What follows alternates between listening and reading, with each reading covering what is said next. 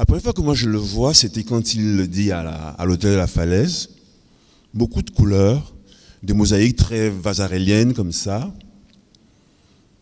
Et ce que fait observer Hervé à cet égard est juste d'une explosion chromatique dans cette jeune génération-là. Boris Zebo et quelques autres en sont également des illustrations parfaites, sinon frappantes. Donc, je le vois à la Falaise, on parle de couleurs, de choses et d'autres. Je vois bien qu'effectivement, il traîne des signes comme ça de la rue, de provenance d'un univers bon, voilà. Et puis, il continue de travailler jusqu'à sa première exposition.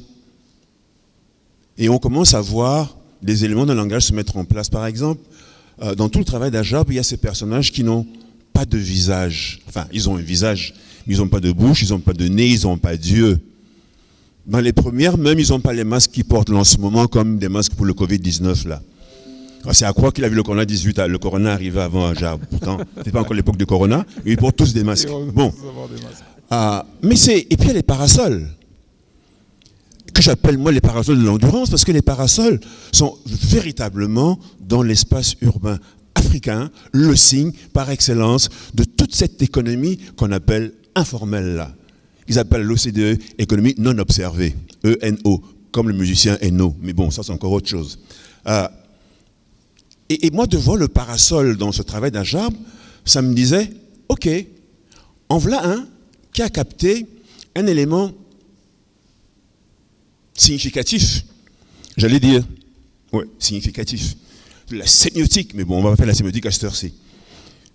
Parce qu'il faut quand même l'avoir, cet élément-là, il faut le repérer et le saisir comme celui qui dit quelque chose, qui porte un propos. Et je l'utilise moi comme un levier pour dire quelque chose de mon propre parcours, de mon propre séjour dans ce milieu-là. Il faut savoir aussi à titre de milieu que si pendant longtemps, les scientifiques en général ont pas rejeté le milieu, mais fait du milieu une espèce d'entité sans importance, aujourd'hui, il y a des études menées par un certain Augustin Berg, appelé ça la mésologie, qui est la science des milieux, et qui dit à quelle enseigne les milieux agissent sur nous et nous affectent. On parle même, dans la mésologie, des affordances de Gibson, c'est-à-dire des degrés de liberté qu'un milieu autorise ou pas à ceux qui vivent à l'intérieur de ça. Qu'est-ce qu'ils peuvent ou pas en tirer en tant que le milieu dans lequel ils sont inscrits? Voici les affordances d'Ajab qui a grandi ou qui est passé par la rue. Elles sont là en face de nous. Le risque, quand on a ce parcours qui est le sien, c'est-à-dire que un missile qui va jusqu'à l'Armory Show, à New York, parce que l'Armory Show, c'est pas rien.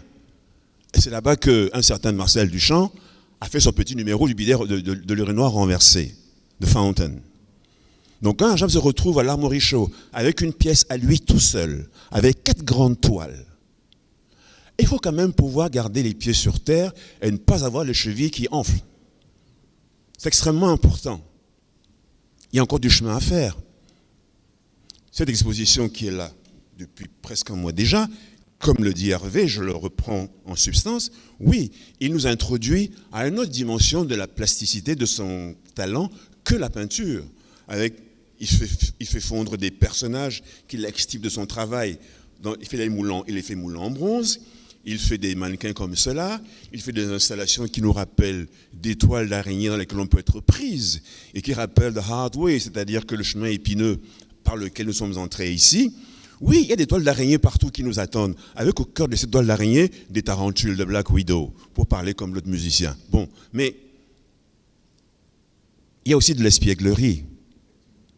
En face de moi, il y a cette toile avec le parasol renversé, qui est c'est vraiment de l'espièglerie, ça, quoi, je veux dire.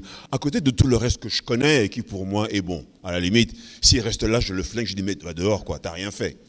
Tant qu'il reste à faire ça, pour moi, ça sera plus intéressant. Parce que ça, on connaît, on a vu. Mais l'espièglerie comme celle d'en face, là, c'est déjà de la créativité. C'est un autre type de propos qui va ailleurs que les foules africaines, au marché, sous les parasols. Non, ça va encore ailleurs, ça.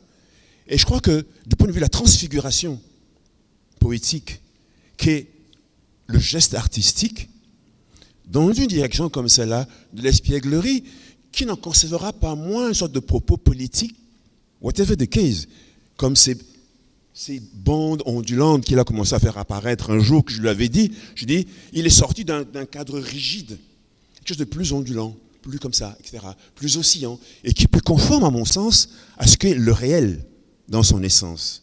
Parce que le réel n'est pas comme un bulldozer, comme ça, carré, non. Le réel est moving, fluide, etc. Donc, il faut l'encourager à rester, pas à rester, mais à continuer dans cette démarche de se diversifier dans sa production en termes de médias qu'il utilise, etc.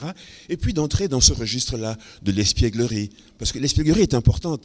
Marcel Duchamp, que tout le monde aujourd'hui encense, n'aura jamais été que ça, toute sa carrière, espiègle.